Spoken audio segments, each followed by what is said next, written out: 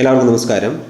അശ്വതി മുതൽ രേവതി വരെയുള്ള 27 നക്ഷത്രങ്ങൾ അടങ്ങിയിട്ടുള്ള മേടം മുതൽ മീനം വരെയുള്ള 12 കുറുകൾ ജനിച്ചവരുടെ ജൂലൈ മാസ രാശിഫലങ്ങളെയാണ് ഇന്ന് നമ്മൾ നോക്കാൻ പോകുന്നത്. രാശിഫലങ്ങൾ പൊതുഫലങ്ങളാണ്. ജാതകരീതിയിൽ നടക്കുന്ന ദശാപഹാര ഫലങ്ങൾക്കനുസരിച്ച് ഇതിൽ മാറ്റങ്ങൾ ഉണ്ടാകും എന്നുള്ള കാര്യത്തെ ഒരിക്കൽ കൂടി ഓർമ്മിപ്പിച്ചുകൊള്ളുന്നു. ശരി, നമുക്ക് രാശിഫലങ്ങളിലേക്ക് കടക്കാം.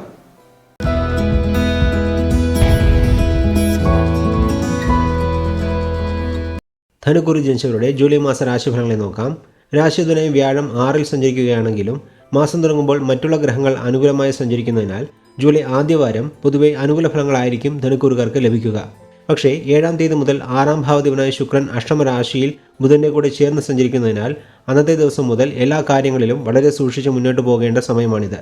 പഠനം, വിവാഹം, ജോലി, തൊഴിൽ പോലെയുള്ള എല്ലാ കാര്യങ്ങളിലും തടസ്സങ്ങളും താമസങ്ങളും പ്രശ്നങ്ങളും വരാൻ സാധ്യതയുള്ള സമയമാണിത്. ജാതകരീതിയിൽ നടക്കുന്ന ദശാപഹാരങ്ങളും മോശമായവർക്കാണ് കൂടുതലായി ദോഷഫലങ്ങൾ അനുഭവിക്കേണ്ടി വരുന്നത്.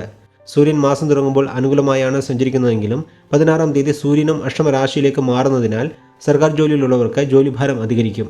വലിയ പദവികളിൽ ഉള്ളവർക്കും രാഷ്ട്രീയ രംഗത്ത് പ്രവർത്തിക്കുന്നവർക്കും ഇത് അത്ര നല്ല സമയമല്ല. ധനുക്കുറുകാർ പലർക്കും തലവേദന, നേത്രസംബന്ധമായ അസുഖങ്ങൾ പോലുള്ള പല ആരോഗ്യ പ്രശ്നങ്ങളും ഈ സമയത്ത് വരാൻ സാധ്യത കാണുന്നുണ്ട്. വാഹനങ്ങളിൽ സഞ്ചരിക്കുമ്പോഴും അമിതവേഗം ഒഴിവാക്കുന്നത് നല്ലതാണ്. പ്രത്യേകിച്ച് ഈ മാസം 7, 8 എന്നീ തീയതികളിൽ ചന്ദ്രനും അഷ്ടമരാശിയിൽ സഞ്ചരിക്കുന്നതിനാൽ പുതിയ കാര്യങ്ങൾ ചെയ്യാതിരിക്കുന്നതും യാത്രകൾ ചെയ്യുമ്പോൾ ജാഗ്രത പാലിക്കുന്നതും നല്ലതാണ്. മൊത്തത്തിൽ നോക്കുമ്പോൾ ഈ മാസത്തെ ഗ്രഹനില അനുകൂലമല്ലാത്തതിനാൽ എല്ലാ കാര്യങ്ങളും വളരെ ശ്രദ്ധിച്ച് മുന്നോട്ട് പോകേണ്ട സമയമാണിത് എന്ന് പറഞ്ഞുകൊണ്ട് ധനുക്കുറി ജനിച്ചവർക്കായുള്ള ജൂലൈ മാസ രാശിഫലങ്ങളെ ഇവിടെ നിർത്തുന്നു. അടുത്ത വീഡിയോയിൽ മകരക്കുറി ജനിച്ചവരുടെ ഫലങ്ങളെ പറ്റി നോക്കാം. അതുവരെ എല്ലാവർക്കും നന്ദി, നമസ്കാരം.